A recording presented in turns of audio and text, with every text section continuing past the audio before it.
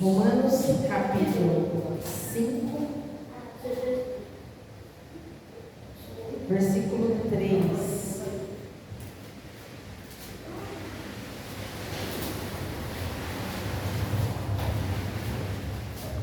Romanos 5, 3. Capítulo 5, versículo 3.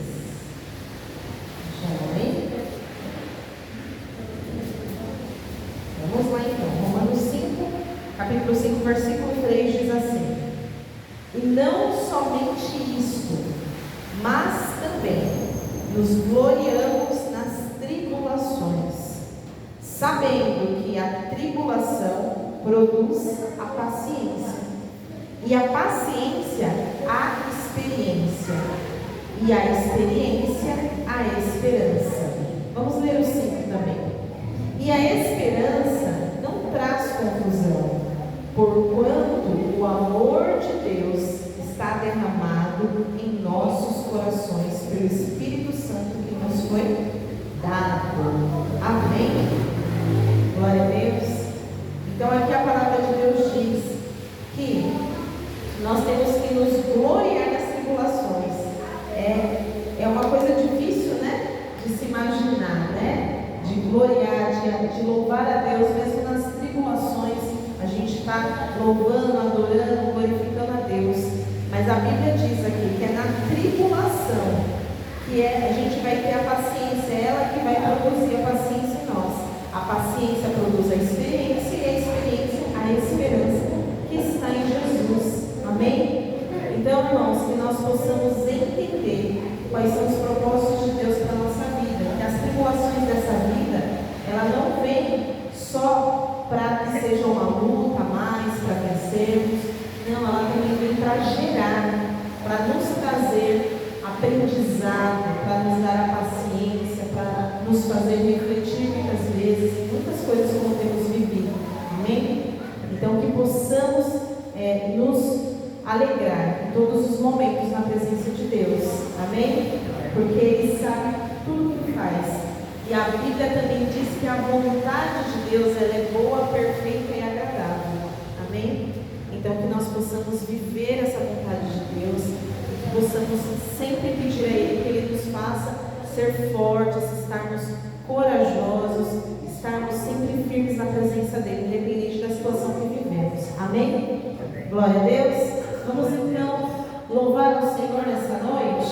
Vamos adorar a Ele. Vamos fechar os nossos olhos. Eu vou dar um play aqui. E a gente vai louvar o Senhor em nome de Jesus. Amém? Ele é o nosso Pai, nosso Senhor. Ele é grande e poderoso. Aleluia, Jesus. Te louvamos, ó Pai. Aleluia. Grande é o Senhor e muito digno de louvor. Na cidade do nosso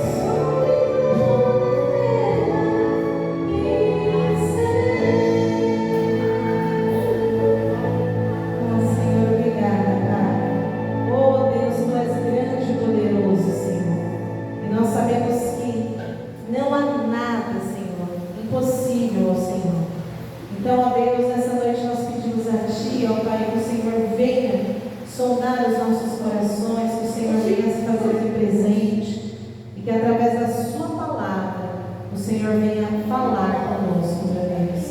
Oh Pai, em nome de Jesus, que o Senhor venha nos limpar, que o Senhor venha nos purificar, que a Tua presença e a Tua santidade venham estar aqui, ó Pai, em nosso meio, em nossas vidas, Senhor. Meu Deus, em nome de Jesus, fale com cada um de nós, fale, ó Deus, aos nossos corações, ó Pai. Que a Sua palavra ela é real e verdadeira e nós precisamos, ó Pai, dela, porque ela é a Sua voz, Senhor. Que possamos Te ouvir nessa noite. Em nome do Senhor Jesus, ó Pai. Obrigada por esse louvor, obrigada pela oportunidade que o Senhor tem nos dado de Te adorar aqui neste lugar. Senhor, obrigada por cada irmão aqui presente, que a Sua bênção venha alcançar a vida, a família de cada um. Que o Senhor venha, Pai, abençoar, ó Deus.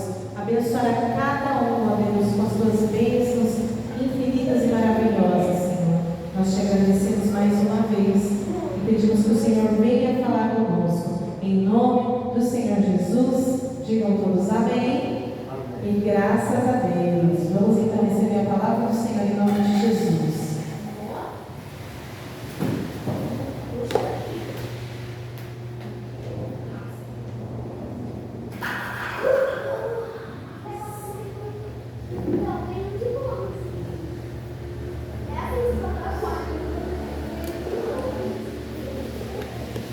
Pode se assentar, irmãos. Graças a Deus. Pode se assentar em nome de Jesus, os irmãos aqui presentes na casa de Deus. Deus abençoe a todos. Tudo bem com vocês, irmãos? Graças a Deus. Hoje uma noite chuvosa aqui na nossa cidade, mas Deus nos dando vitória, né? Estamos presentes na casa de Deus. Irmãos, vamos abrir a nossa Bíblia no livro de Mateus. Mateus capítulo 13, versículo 24. Mateus 13, versículo 24. Em nome de Jesus.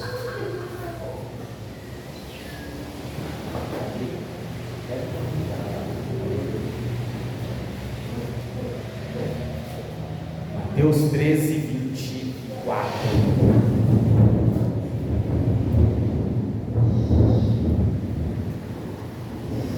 Encontraram? É a parábola do joio e o trigo, né? Vamos fazer a leitura? Diz assim, ó, versículo 24. Outra parábola lhes propôs, dizendo: o reino dos céus é semelhante a um homem que semeou.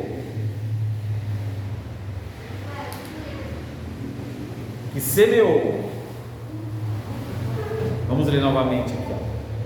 Outra parábola lhes propôs, dizendo: o reino dos céus é semelhante a um homem que semeou uma boa semente no seu campo. Mas enquanto os homens dormiam, veio o inimigo e semeou o joio no meio do trigo e retirou-se. Irmãos, vamos entender aqui. Quando os agricultores que haviam semeado o trigo adormeceram, quem veio? O inimigo. Para fazer o quê? Para semear o joio.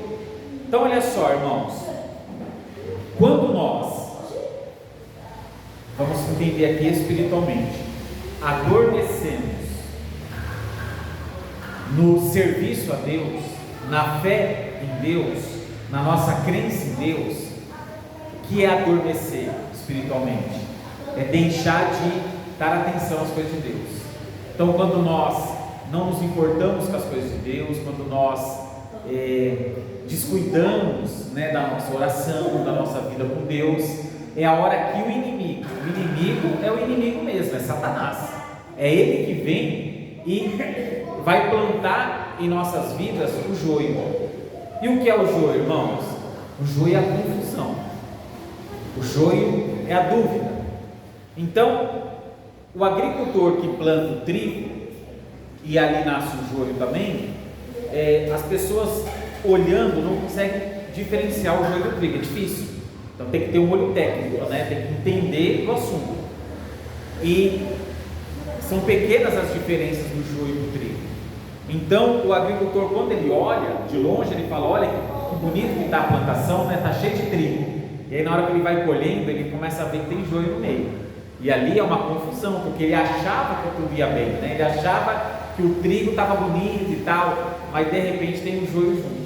Então o joio, irmãos, é uma confusão. E quem semeia essa confusão é Satanás. E ele vai semear quando essa confusão? Quando nós estivermos como? Adormecidos espiritualmente, né? Descuidados. Então a palavra de Deus, ela vai dizer o seguinte, irmãos, olha só. O rei Davi, ele era um grande general de guerra. E quando ele deixou de ir para as guerras, deixou de ir para as batalhas, ele começou a ter bastante tempo livre na sua casa, no seu palácio. E ali a Bíblia diz, né, que ele avistou uma linda mulher, só que era uma mulher de um outro homem, do seu guerreiro, de um soldado do exército. E aquela mulher, irmãos, ele desejou e ele ordenou que trouxessem ela para o palácio. Mas aquilo foi um ato diante de Deus pecaminoso. Aquilo foi um ato abominável diante de Deus.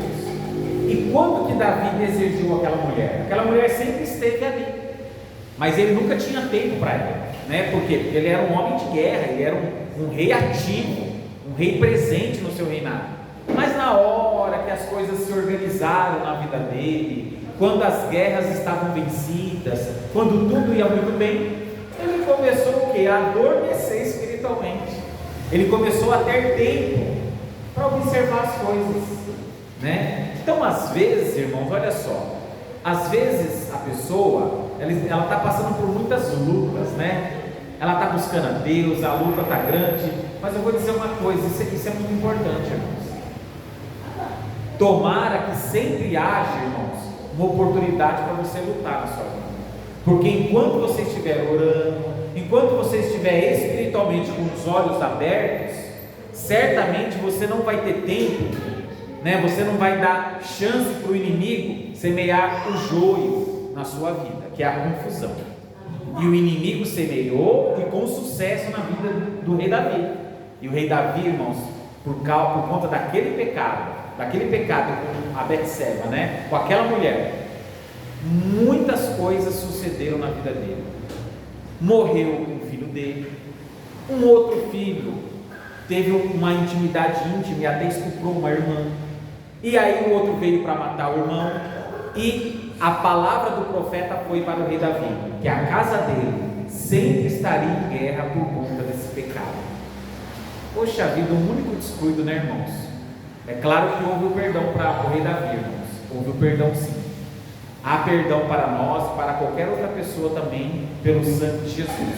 Mas as consequências, irmãos, por conta do nosso descuido, pode ser muito grande. E isso não tem como negar.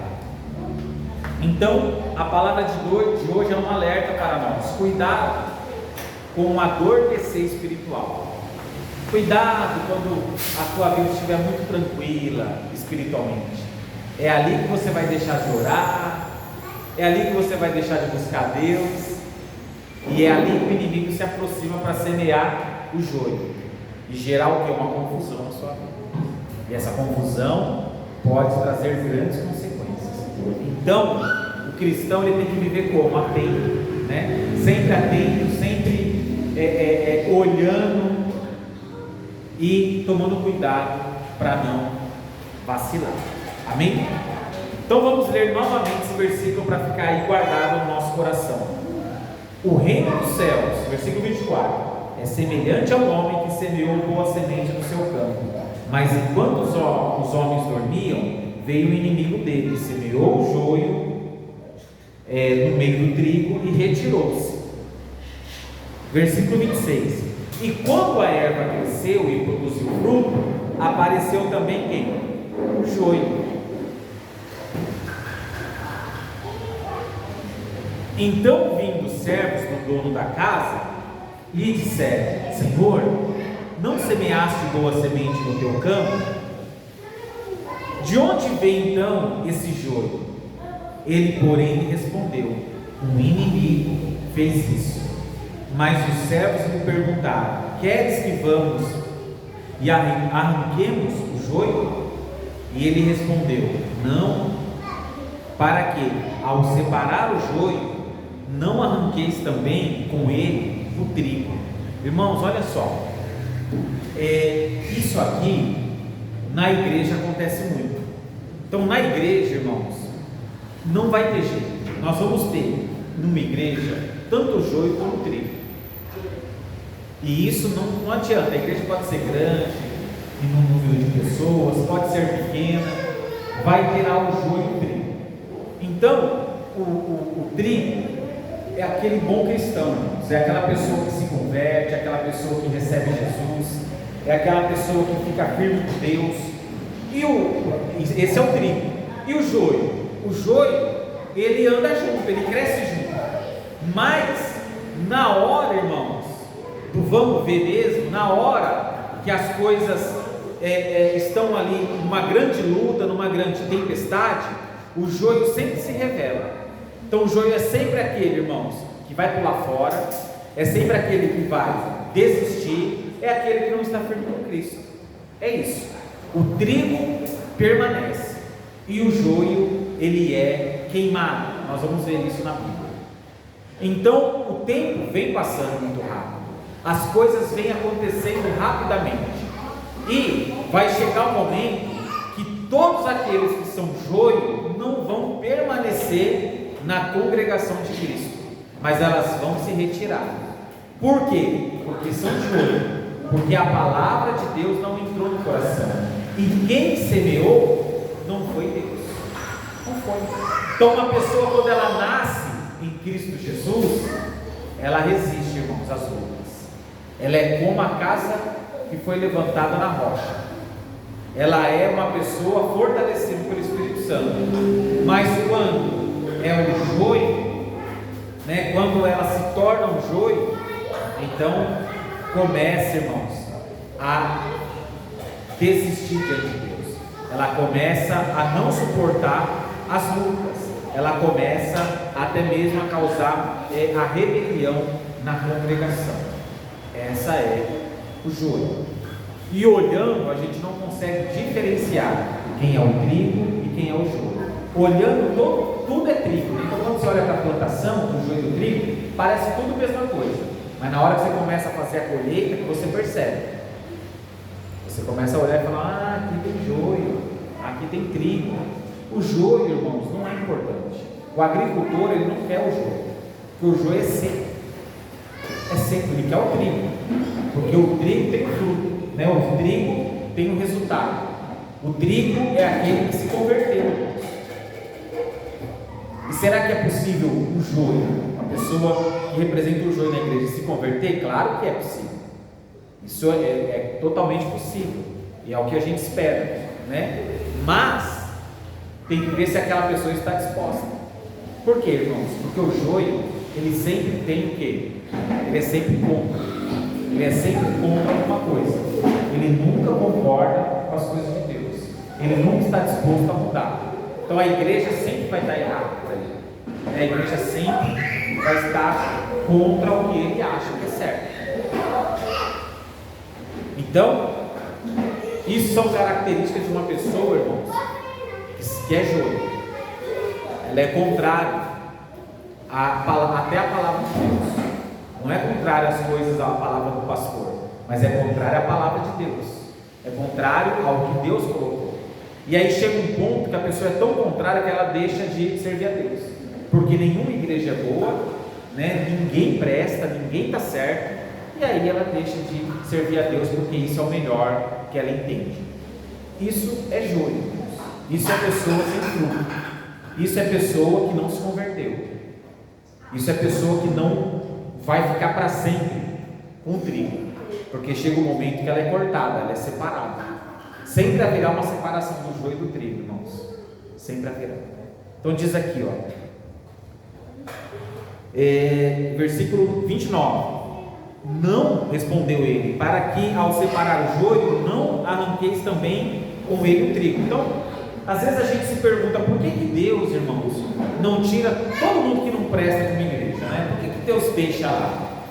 Talvez você já tenha se perguntado, por que Deus não tirou aquele pastor ladrão da igreja? Por que Deus não tirou aquele membro que fica pecando da igreja?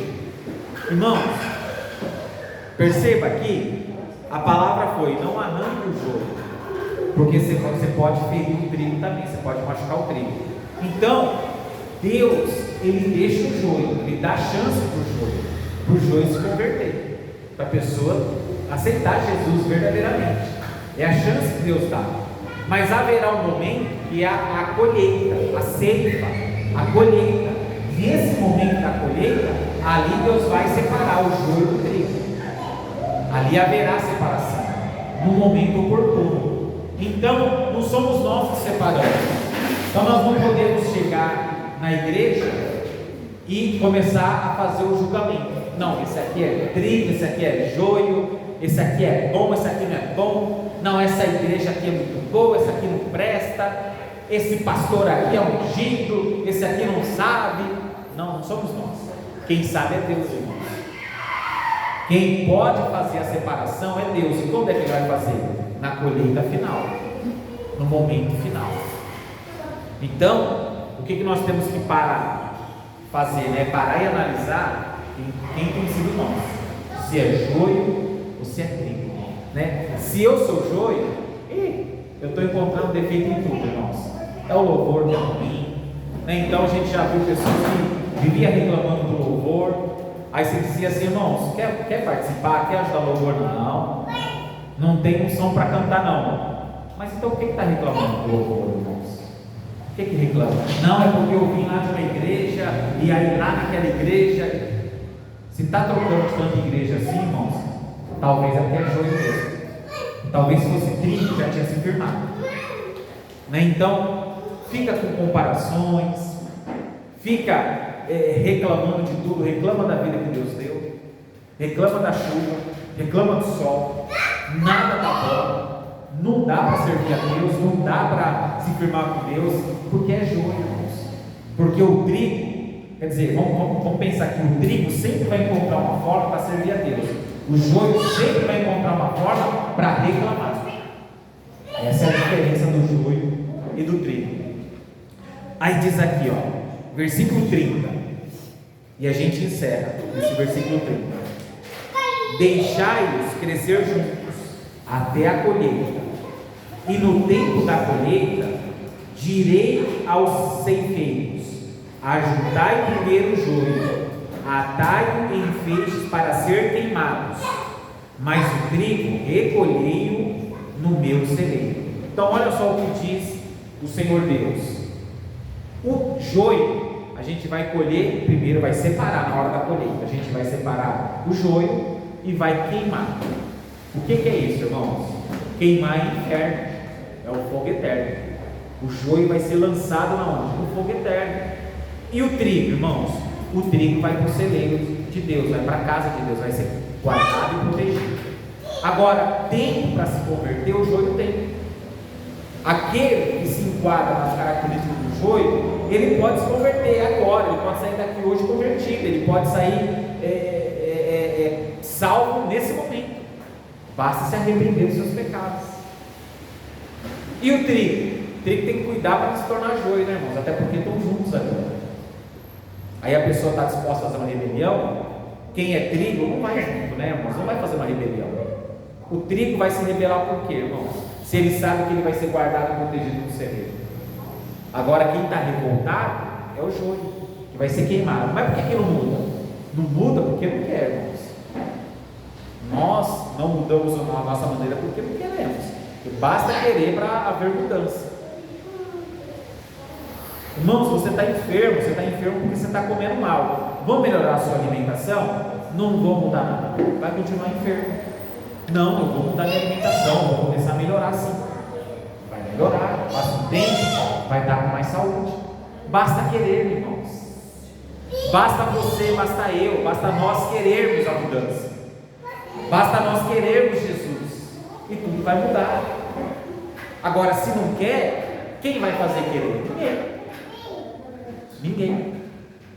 Então depende de nós, depende de você, depende de mim. Se eu quiser, eu posso mudar. Amém? Eu posso mudar. Então, muitas pessoas elas dizem assim: eu sou assim, é o meu jeito, e gosta de mim quem quer. Não está certo, irmãos. Não está certo. Isso está errado. Isso não é pensamento de trigo. Isso é pensamento de joio, com todo respeito, irmãos. Poxa, será que você não pode melhorar? Irmãos? Será que você não pode ser mais agradável para as pessoas? Para a tua família? Será que você não pode melhorar um pouquinho? Será que você está com toda a razão assim? Às vezes não. Às vezes nós podemos melhorar sim. Então depende de nós ser uma pessoa diferente. Depende de mim, depende de vocês. Ser uma pessoa melhor, eu vou dizer até mais, não vai depender de Deus, porque Deus já fez tudo por nós. Depende de cada um de nós. Amém? Vamos colocar de pé nesta noite em nome de Jesus.